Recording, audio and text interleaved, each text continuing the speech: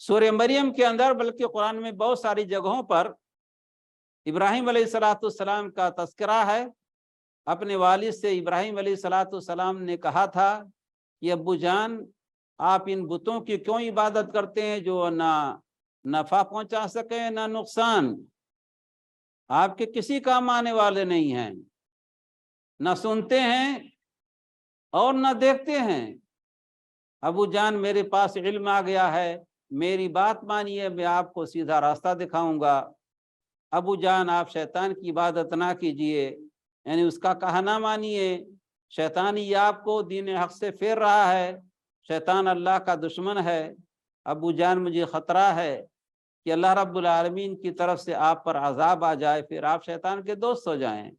لیکن ابراہیم علیہ السلام کے والد کا جواب کیا تھا؟ قال اراغب انت عن آلہتی یا ابراہیم، اے ابراہیم کیا میرے بتوں سے تم رخ موڑ رہے ہو؟ لئن لم تنتہی لارجمنک، اگر تم اپنی حرکتوں سے باز نہیں آئے، بتوں کو برا بھلا کہنا نہیں بند کیا، تو تجھے میں سنگسار کر دوں گا، اور بہتر ہے تم کہیں دور چلے جاؤ۔ ابراہیم علیہ السلام نے کہا سلام علیکم، چلے گئے۔ بخاری شریف میں کہ قیامت کے دن ابراہیم علیہ السلام کا باپ ابراہیم علیہ السلام کے سامنے پیش ہوگا، اس کے چہرے پر سیاہی ہوگی، غبار آلود ہوگا۔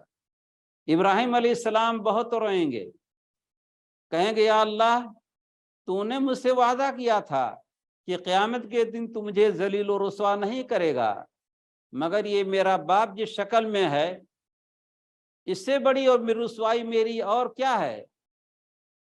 اللہ رب العالمین کا ارشاد ہوگا ابراہیم میں نے وعدہ تو کیا تھا کہ تجھے قیامت کے دن ذلیل و رسوا نہ کروں گا، مگر یہ بھی حقیقت ہے کہ ہم نے جنت کو کافروں کے اوپر حرام قرار دے دیا۔ اور اس کے بعد کہا جائے گا ابراہیم علیہ السلام اپنے پیروں کی طرف دیکھو، تو دیکھیں گے ان کا باپ بجو کی شکل میں خون میں لت پت ہوگا، اور اس کے پیروں کو پکڑ گھسیٹ کے جہنم میں پھینک دیا جائے گا۔ تو انسان جو ہے ضروری ہے کہ عقیدے کی اصلاح کرے، عبادت میں اللہ رب العالمین کے ساتھ کسی کو شریک نہ ٹھہرائے، زبان سے بھی اقرار کرے اور عمل سے اس کا ثبوت پیش کرے۔